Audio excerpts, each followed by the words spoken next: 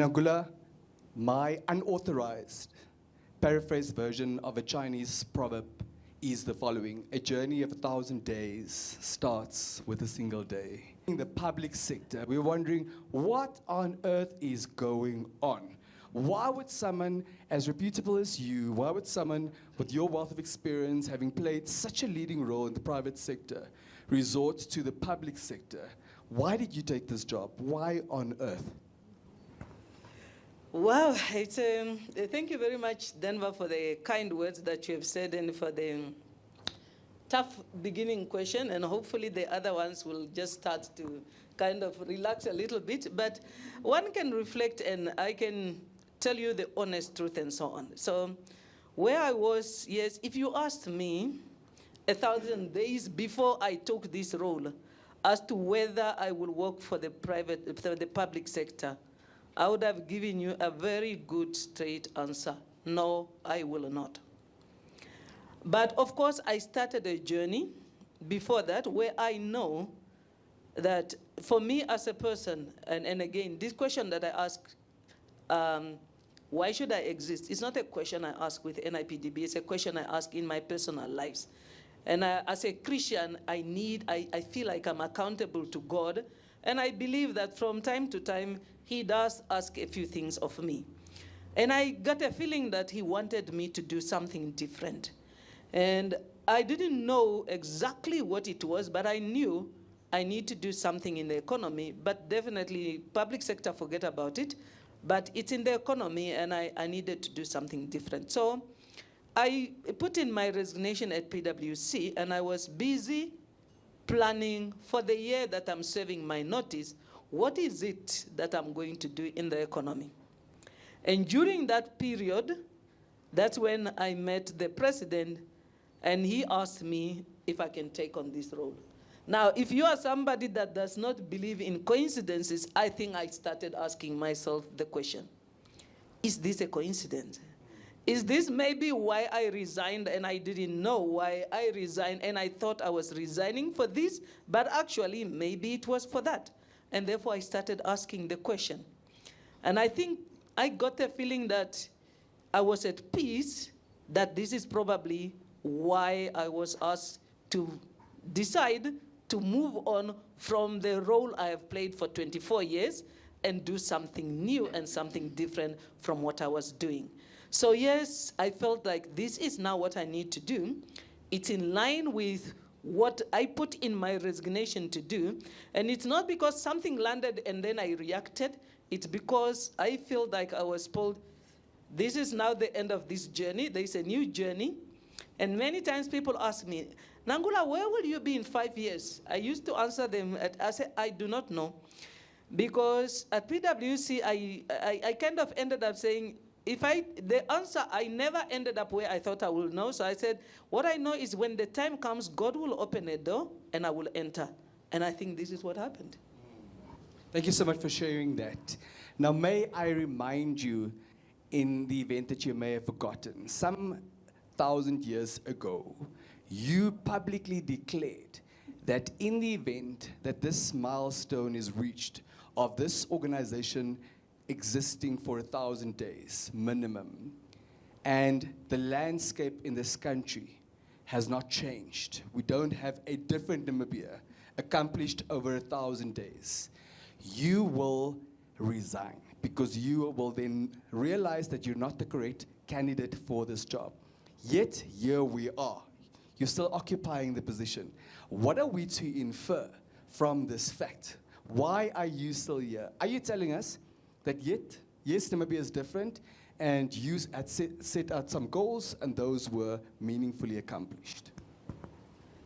Thank you, Catherine, for getting us, Denver, to ask the tough questions.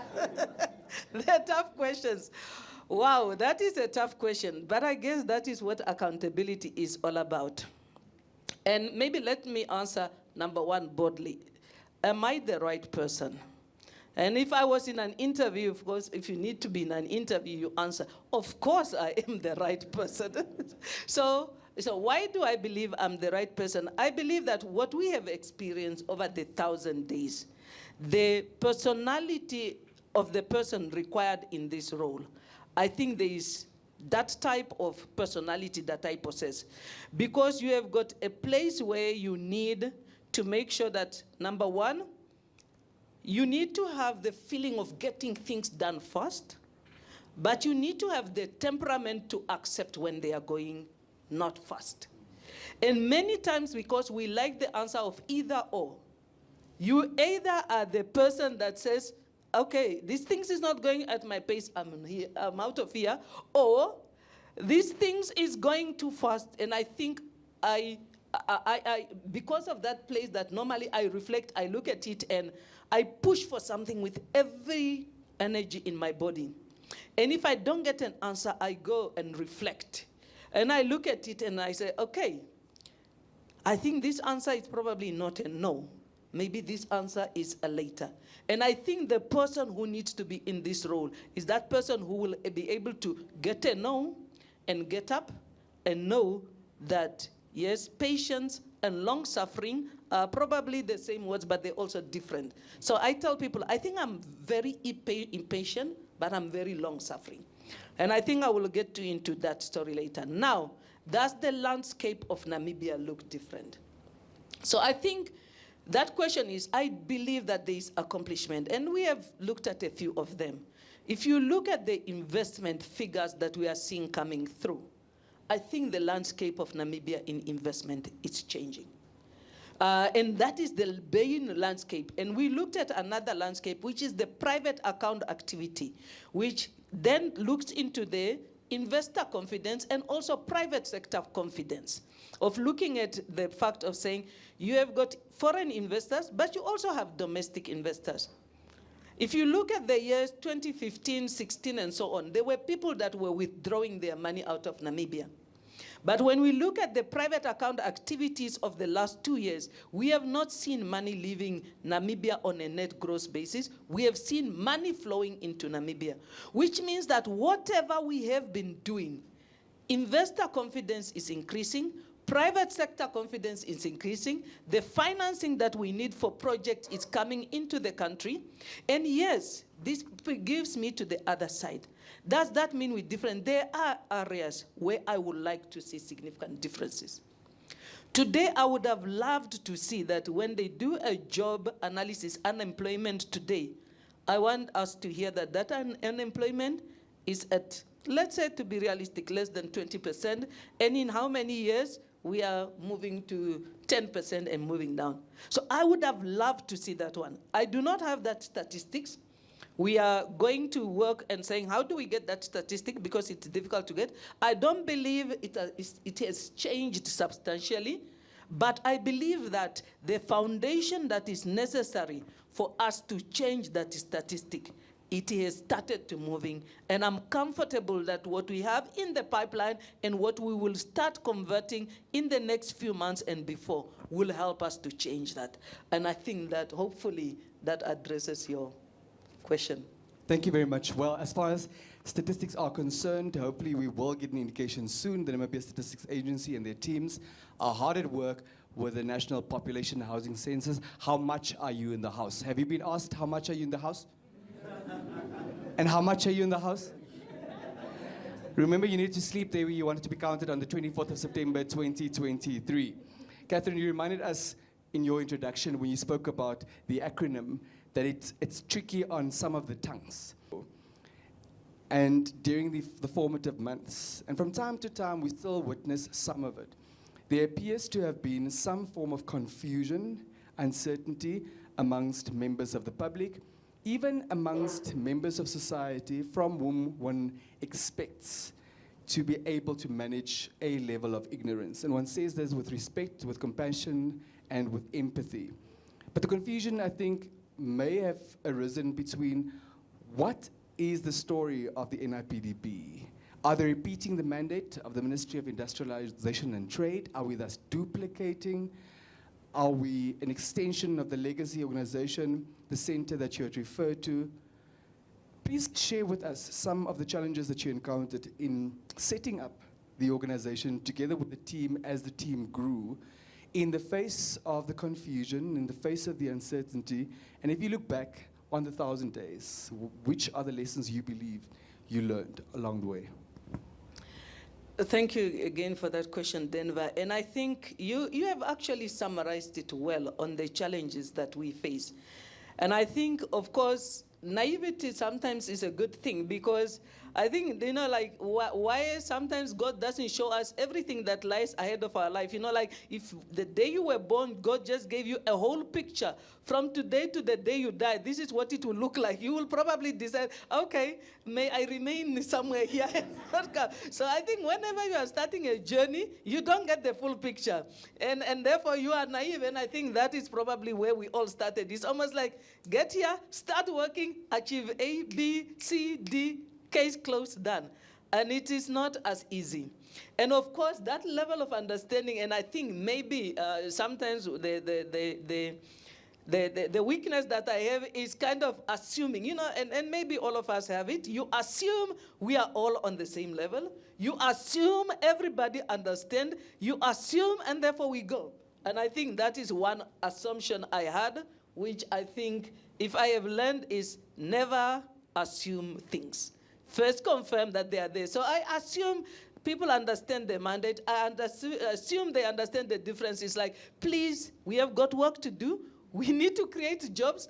Can we just put on all the other things and get on to do with it? And then, of course, the president always goes, no one should feel left behind. Did you consult? That became a very new question to me in the public sector. It's like, did you consult?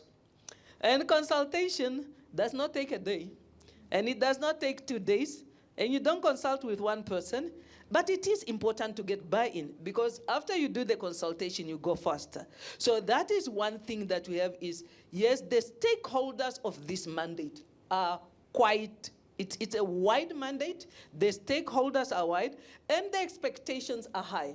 Because the expectation is everybody sometimes defines it according to what their needs are. If you are an MSME and you want funding, then NIPDB is the one that gives funding.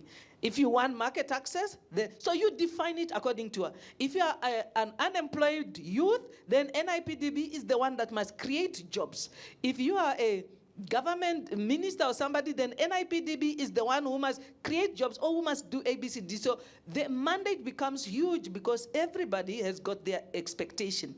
And therefore what we need to do and go to the team, and the challenge that I probably still have is managing expectations. Because those expectations are huge, and not on me as a person, but on the team that we have. And managing those expectations and knowing that, yes, our mandate is not to create jobs, but the work that we do must result in job creation. If we do our work and there's no job creation, then we should not do job creation. But we do need to look at the fact that jobs is important, jobs and better life for all Namibians is important, and it's a result. And therefore, managing expectation is one thing that I have learned.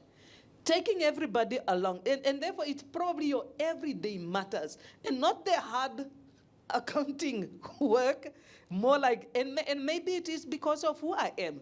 I'm a figure person, I'm an accountant, and therefore those kinds come naturally. And the other ones, that is the tough ones that we need to look.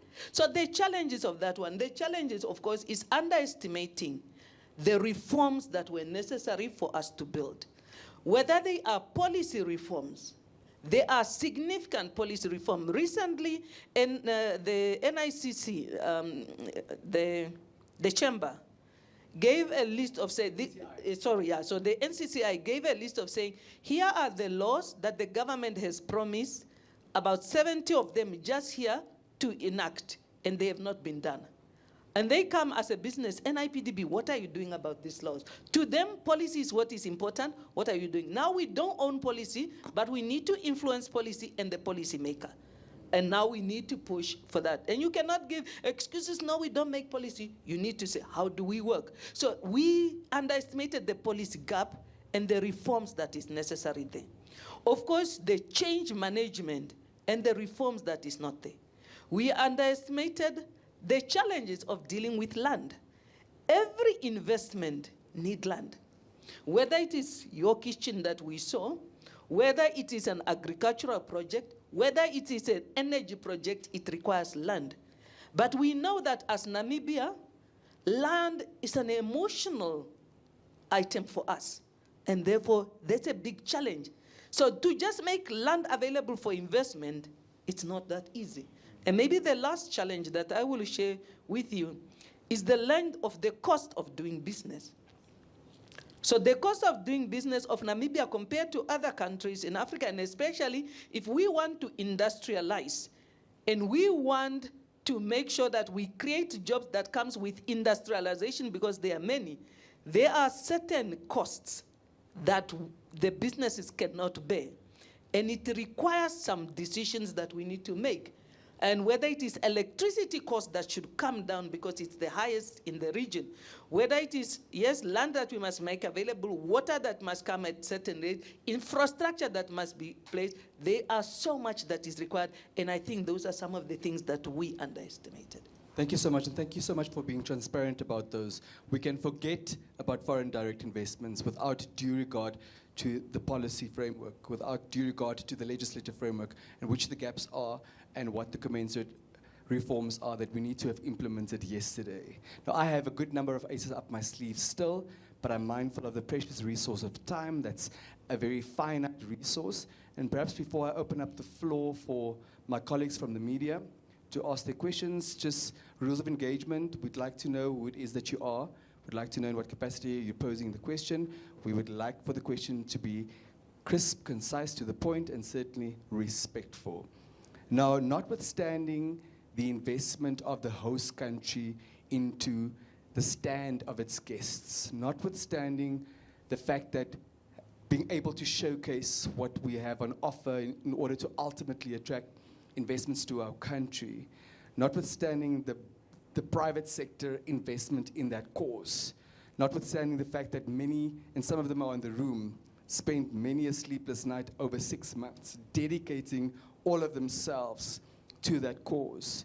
There was a perception that existed, I don't know whether it still exists, that our presence at Dubai was merely to have a party, was merely to celebrate. And we're not judging celebration, we're not judging partying. We are here for that very important cause today.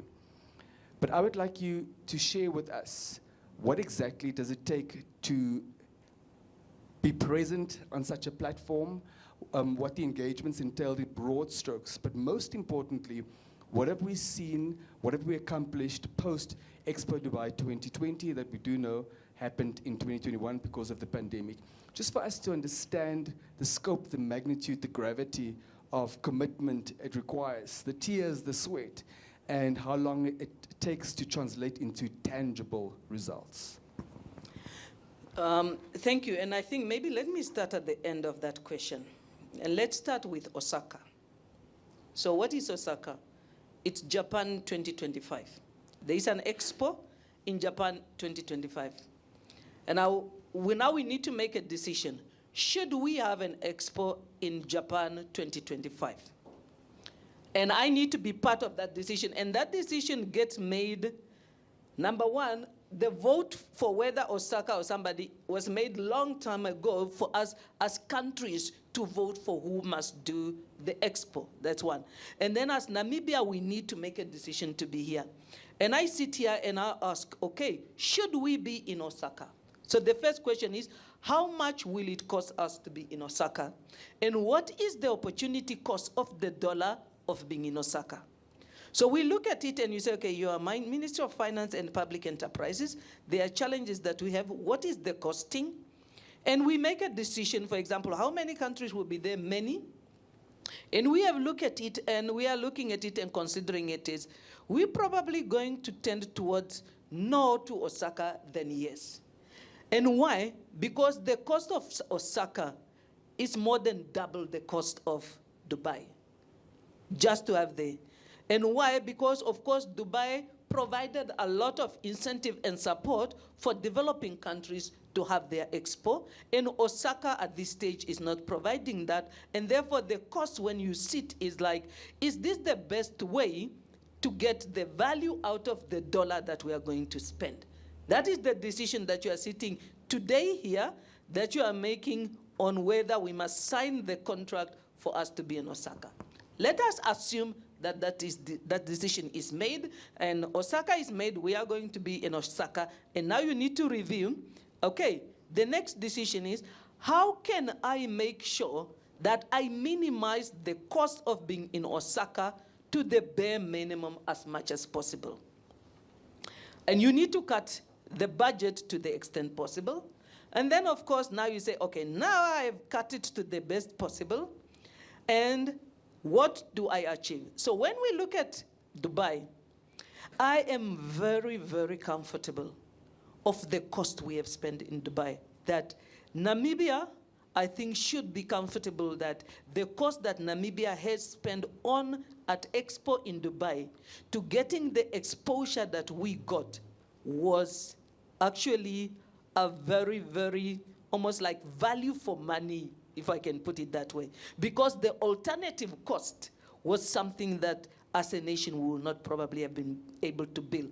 And we have got a whole report on Dubai that is available that can be given as to what did we do there, what was the costing. Now, when you go to that expo, and I know many Namibians say, oh, you were in Dubai, where is the contract?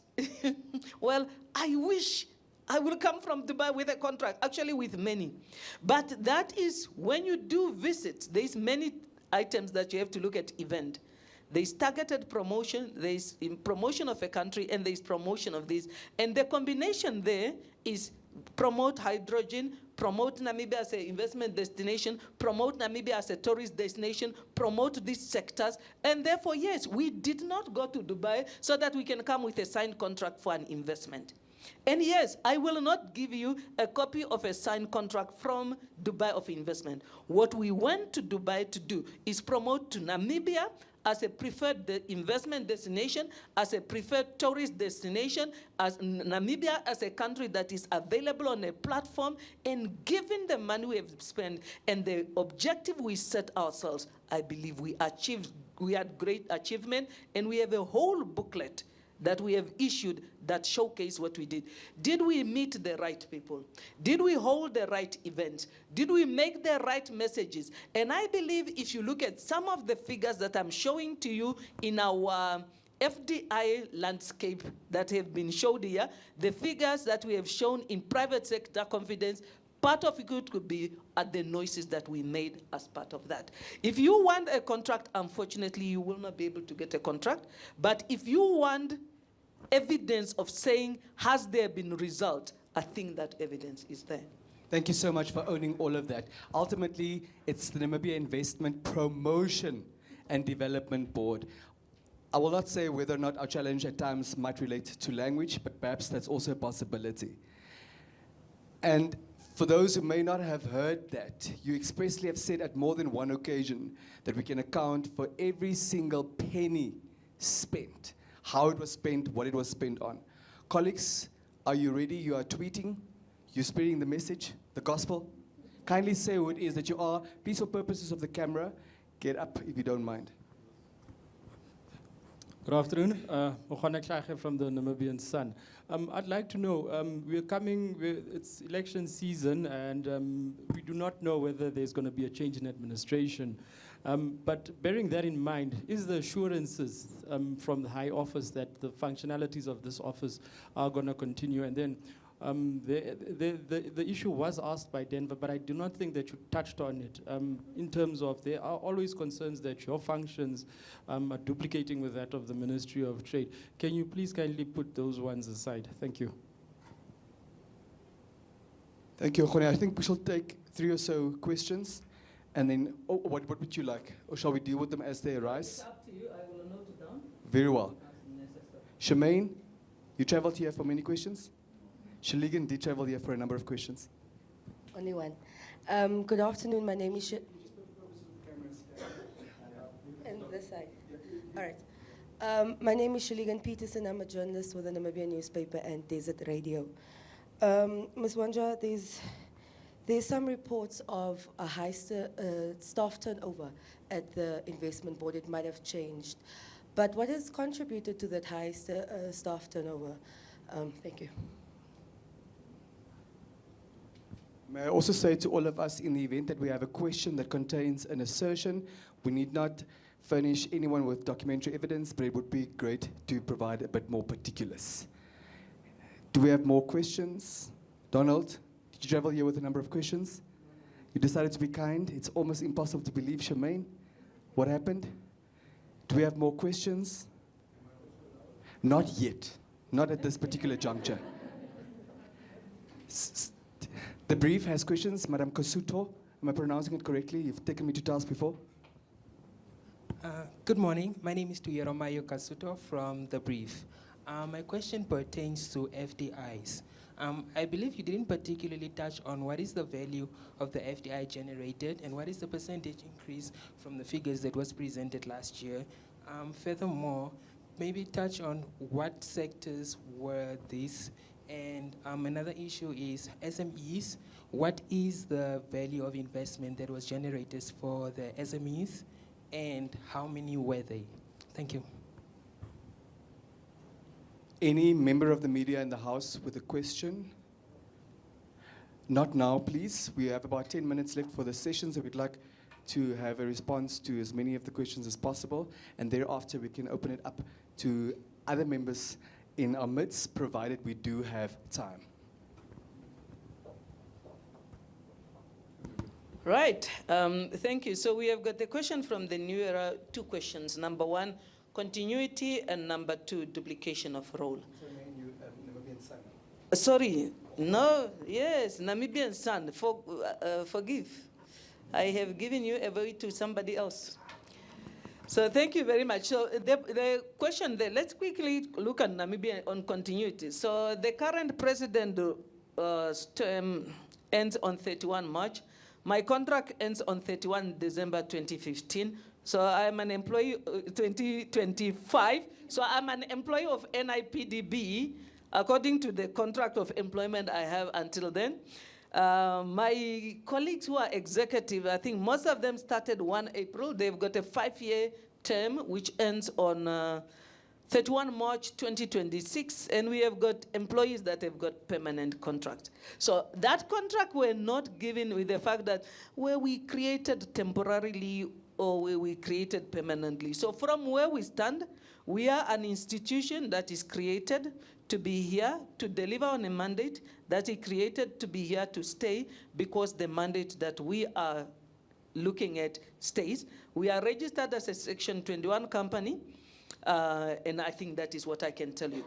There is an act, of course, that I know that, for example, we have got a Foreign Investment Act that takes the role of what we are doing in the Ministry of Industrialization and Trade. And I know that you might have been part of the consultations that the Minister of Industrialization and Trade went through recently. And you might have also seen the presentation that came through from the representative of the Attorney General. And from there, you can look at what are the legal development in this area from that one. I think then you can speak to the policymakers, because I cannot take on the policymakers, but I can tell you on the facts that we have. So I think that is really where we are as to where we are standing. Just one moment, Madam Inyu. I don't hear the NIPDB applause having heard about the longevity of the organization. Guys, what's happening?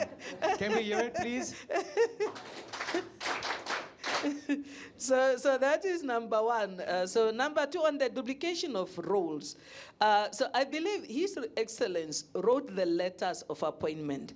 And when he created the NIPDB, he created it to coincide with his new government.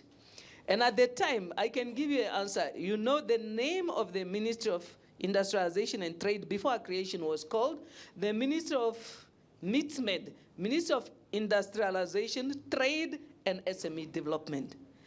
That name was changed on the on the date of the president announcing his new cabinet, and he said Ministry of Industrialization and Trade, and then having the NIPDB. And he wrote a letter of appointment to the minister saying, what does Ministry of Industrialization and Trade entail? And he wrote a letter of appointment to the CEO of NIPDB, later indicating what does this role entail. And I think what we are really trying to do for the doubt of everybody with the new act that is coming is really demarcating the role of saying, here is a ministry that has got a very wide mandate, because trade is something that we, as an investment promotion agency, we don't do. And then, of course, industrialization policy, it's something we don't do. There is a lot of policy to be made in terms of trade, in terms of industrialization. We don't touch policy. We are not a policy maker. And the ministry makes a lot of policy on industrialization, on trade, on MSME, on everything else. And they also have got many strategies to deliver. And the board has got a specific mandate of saying, promote investment and economic development, and address ABCD, and then also manage MSME coordination across all the levers of economy. Now we know that there has been confusion, and that's why in the Act it's clearly the proposed that is set out. Here is the role of the ministry in terms of investment. Here is the role of NIPDB. And hopefully as that Act is coming, it will provide the clarity that everybody needs. When it comes to staff turnover, COO, I'm sorry, I will probably ask, because as far as I'm concerned, really, we get resignation, and maybe it's where I come from. Of course, I come from the audit profession, where people are trained and they leave, and they probably leave more often than not. So if you ask me, do we have a high staff turnover? I will say no. Do we have something that is making? I will say probably just like any other employee resign everywhere. That is really what I have. I'm not aware of anything that says we have got an unusual staff turnover. But if we have made a calculation that takes our figures more than somebody else, it has not been something that we have flagged as something that is of a concern that we put on our Exco or board to discuss high staff turnover. What are we doing about it? Yes, as an organization, you have got a culture that you need to make sure that your employees, and yes, when we started, there was that culture that I'm talking of, 24/7 work. And it can be draining to employees, and we need to work with our employees, say, let us create this culture of, yes, we work hard, we work fast, but we are human beings that need to relax, that need to work at a good pace that is managed. And that is the culture that we have established and the culture that we are working on. So then there's questions on value of FDIs. So that one is, of course, I cannot sit right now and crack all the heads, all the figures. Catherine, I would like you to give the figures, but later, but I will mention one-on-one. Value of FDI, I think probably in the slide, it is indicated. You might not see it there. It is there. So let us answer this one to you in writing. The value of FDI from year to year, we have it available. The percentages increases per year, you will get it. The sectors, it is very, very difficult to get the sectors currently because the owners of the data are not releasing it on a sector, and therefore we will not be able to give you sector, but we do know high level which sectors are driving FDI. The investments generated for MSME, I think that is an answer that we will not be able to give you because we really do not track something on saying here is, because it's a difficult question. Maybe you will have to help me to understand how we track that one, but we are not specifically generating and targeting investment for SMEs. We are, of course, generating for various sectors, and therefore I will not be able to give that one. But yes, if saying which SMEs have you supported, we will be able to give you information on that. The brief, are you happy? Mr. Harald, awesome. Ms. Harald, I will give you 60 seconds, provided it's not something that has been dealt with before, provided it's a fresh and a new question, and you will not take longer than 60 seconds to ask it, please. Dankeschön. I'm happy that you know me well and you educated me to stick to time. Okay, my name is Harald Schütt. I work with Namibians since 1983, and I chose to be African in 1997 with the aim to add economic independence to political independence. And I'm not happy with my achievements. So my question is, and it's not only to Nangula, but to everybody else, how long will we still accept to import electricity to a value of 2.6 billion, to import food to a value of 3.3 billion, and to import liquid fuels to a value of 10.4 billion? That adds up to just over 16 billion. that we could replace with domestic, locally valued chains if we would implement the right business strategies? Well, the Chief Executive Officer and the Chairperson of the Namibia Investment Promotion and Development Board has publicly called me a draconian timekeeper. I'm very proud of that title. Madam Enyu, it's over to you.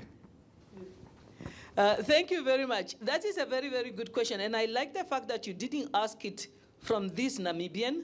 You ask it from these Namibians.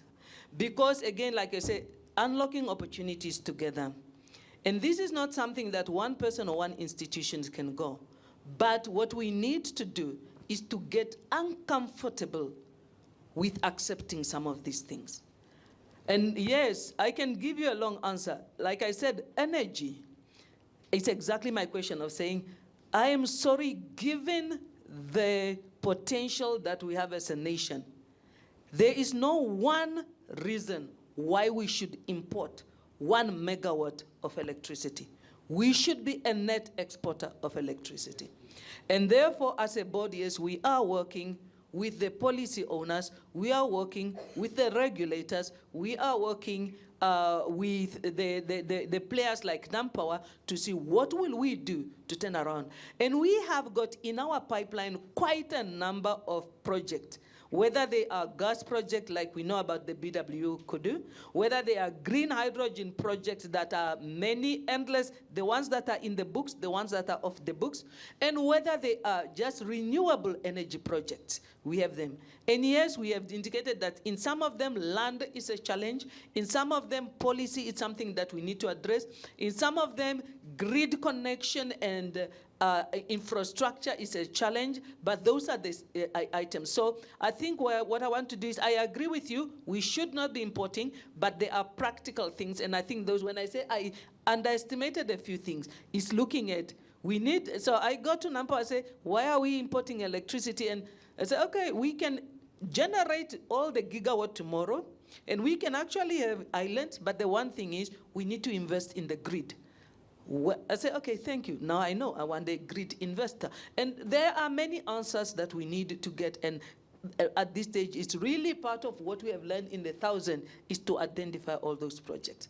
And whether it is in the food, it will be the same answer. So your point is 100% correct. Let's not address each and every one of them. But we have, and if we are looking at that, the productivity task forces, those are the questions that we ask ourselves. If we are in the high value chain and we are exporting grapes and we are only exporting 10,000 tons, why are we not exporting 20? Oh no, it's water. Why do we have a problem with water? If it is irrigation and we've got aquifer, what is pending? And we are having those conversations with the players that are necessary to make the decisions to get us there. Thank you so much. I need to practice what I preach.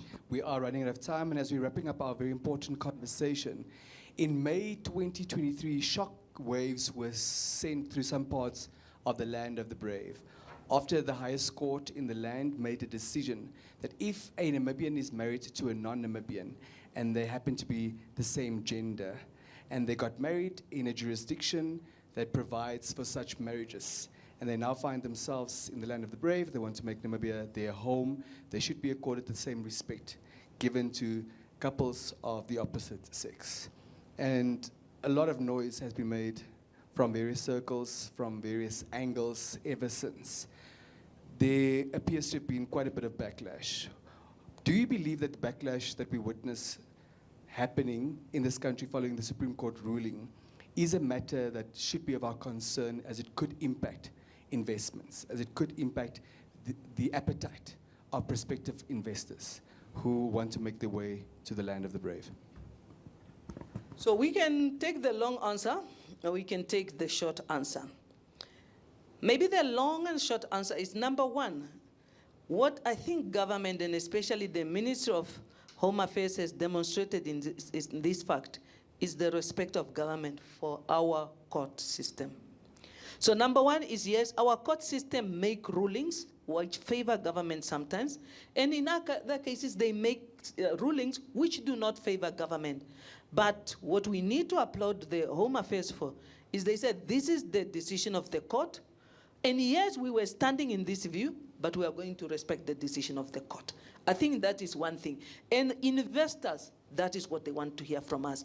As Namibians, do we have a rule of law? And do we respect our rule of law? And therefore, if you can ask me as an investment promotion agency, is that rule of law in Namibia is what I advocate to investors, and it has been demonstrated in many, many cases. Actually, before that case, we had another case which was opposite in the same kind of sex marriages. So we have had two Supreme cases. One was more or less in favor of government, one was not, and government respected both. And I think that is the message you take to investors, and they like that consistent. The second one is none of investors have come to us and indicate any concern whatsoever about the rule of, whether it is that ruling or the rule of law of Namibia. Thank you. Your final thoughts before we let you go and let you off the hook? No, my final thoughts are, like I said, it's probably end where I started. We say a journey of 1,000 days starts with one step, or with 1 day. So with one day, it's an exciting journey with us. And I know that there is somebody who is going to do the vote of thanks, but it's a period to be grateful. And to be grateful, yes, starting with God for the grace to select those he has selected for us to do what we need to do, and for keeping and sustaining us, but it's also for all of us who continue to hold NIPDB accountable, who continue, because sometimes it's actually even somebody who is criticizing, they help to better you. Because they ask you, why are you, and you reflect and you say, while I think that I'm cute here, somebody thinks I need to relook at what I'm doing. And every one of that voice, it's a welcome voice. So maybe it's really that reflection of saying, I'm grateful, and I'm sure that my team is grateful for the support we have received from, of course, the president who has appointed us, the various ministers in cabinet who continue to support us, various public servants who continue to work with us, the private sector who continue to pour money into Namibia, and every other Namibian who believe in us, and even the Namibians who challenge us, because it means that they are looking at us and they expect more from us. And they are asking us, Nangula, you can do more. And it's not only this Nangula, it's also that Nangula. So, and we have got a few of them here. Robert, you can do better. Tinas, you can do more.